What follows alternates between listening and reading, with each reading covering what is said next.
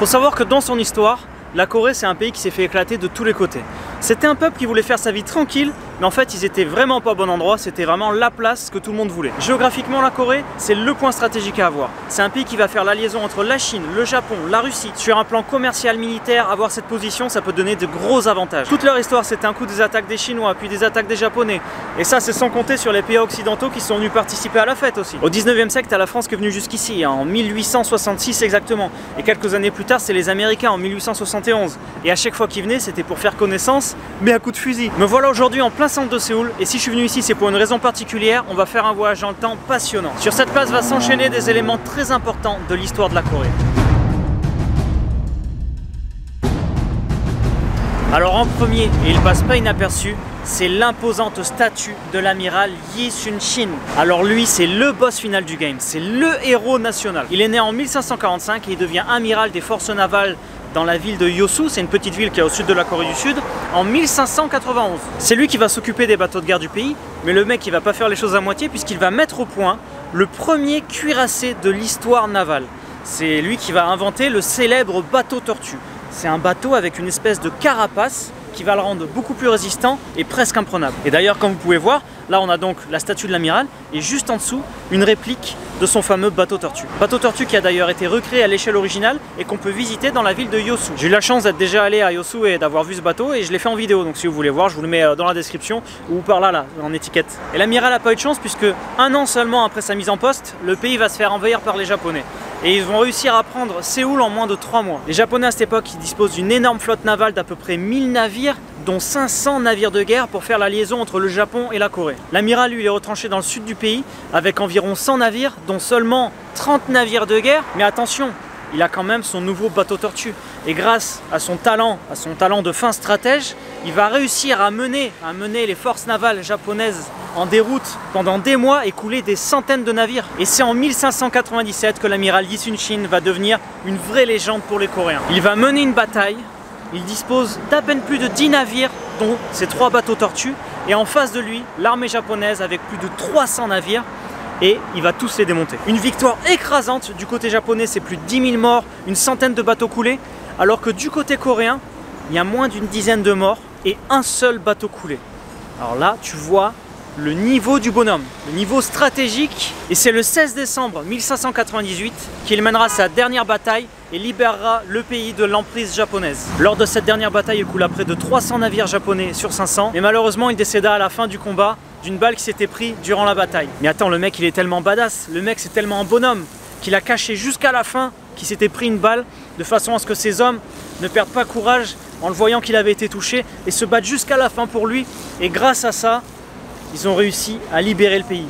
Le mec, il meurt en héros en libérant le pays de l'oppression japonaise. Et du coup maintenant il trône fièrement en plein centre de Séoul avec une réplique de son bateau tortue à ses pieds. Allez, on continue d'avancer sur cette place et maintenant on va rejoindre une deuxième statue, une deuxième personnalité très importante dans l'histoire de la Corée.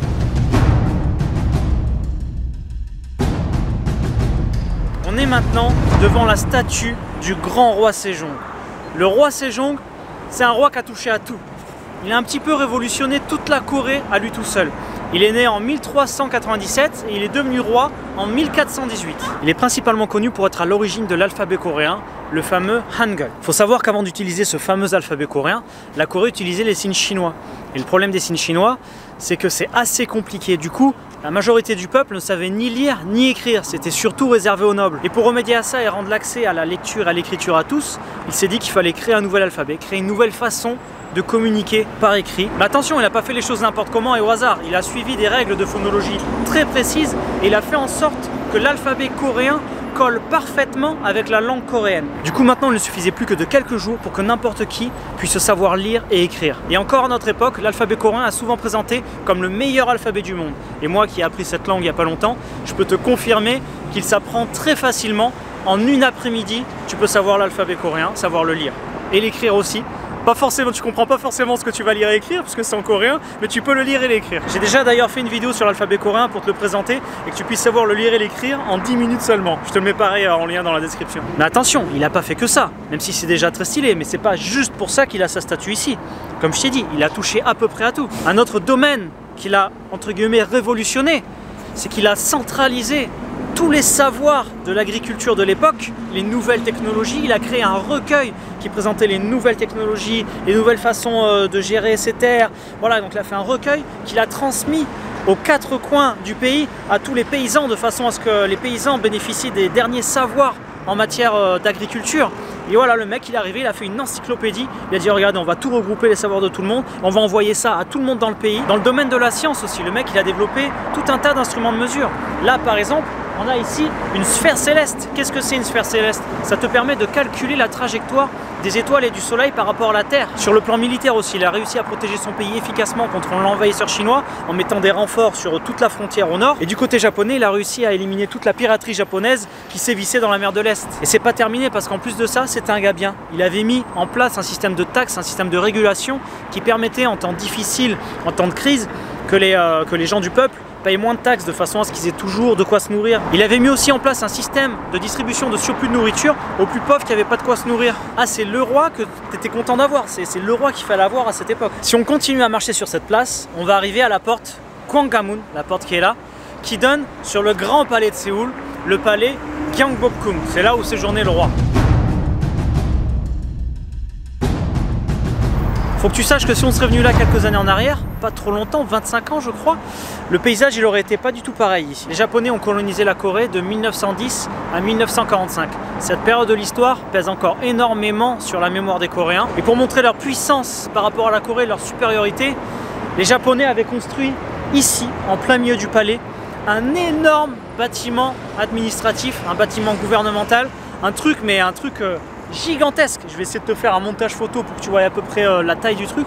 Un bâtiment énorme. Ce bâtiment a donc été utilisé par les Japonais pendant la période d'occupation et après-guerre, il a continué à être utilisé pour différentes choses par les gouvernements coréens qu'il y a eu en place. Le bâtiment sera finalement détruit en 1996 et un plan de restauration du palais Gyeongbokgung sera mis en place. La destruction de ce bâtiment elle a soulevé un grand débat dans le pays puisqu'en fait il y avait les partisans qui étaient pro-démolition. Pour eux ce bâtiment et surtout cet endroit-là, c'était vraiment vécu comme une honte et ils disaient que si la Corée voulait redorer son image et aller de l'avant, il fallait détruire ce bâtiment, restaurer le palais. Et de l'autre côté, il y avait les pro-conservateurs, il y avait ceux qui voulaient conserver ce building, qui disaient justement que ça faisait partie de l'histoire de la Corée, que ça permettait de se rappeler des heures sombres de cette histoire, de l'histoire de la Corée, de cette invasion japonaise. Et en plus de tout ça, ce bâtiment c'était une attraction touristique majeure à Séoul. Il y a beaucoup de gens qui venaient pour voir ce bâtiment. Quand j'y réfléchis, je me dis que d'un côté c'est bien qu'ils aient détruit ce bâtiment pour redonner cette âme qu'on retrouve ici là avec le vieux palais de Séoul, toute la restauration qu'ils ont fait tout autour. Mais d'un autre côté, je me dis que ce bâtiment japonais représentait aussi l'histoire de la Corée. C'était un bâtiment qui avait l'air vraiment incroyable. Du coup, est-ce que c'est vraiment une bonne chose qu'ils aient démoli ce bâtiment? Qu'est-ce que vous en pensez vous? Est-ce que vous pensez qu'ils auraient dû garder ce bâtiment japonais là pour se remémorer l'histoire? Ou que c'était bien de restaurer justement l'atmosphère coréenne ici? Je suis content de vous avoir fait cette vidéo aujourd'hui qui change un petit peu d'habitude. Dites-moi dans les commentaires si ce format vous a plu. Si ça vous a plu, on pourra développer d'autres sujets comme ça. Moi, je vous retrouve la semaine prochaine pour une nouvelle vidéo et je vous dis hasta la vista!